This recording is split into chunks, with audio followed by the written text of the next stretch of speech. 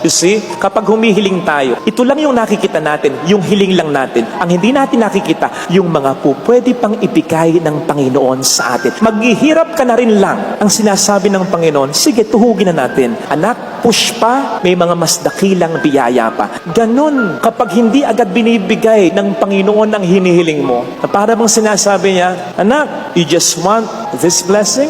Mas marami ang gusto kong iparanas sa iyong blessings. Tiyagaan mo pa. Ang gusto ng Diyos para sa atin is not just a good life, not even a better life, but the best kind of life. Kapatid, push!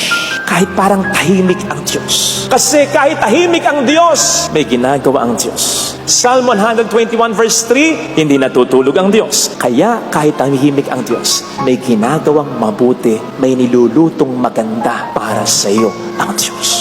And so kahit tahimik ang Diyos, push!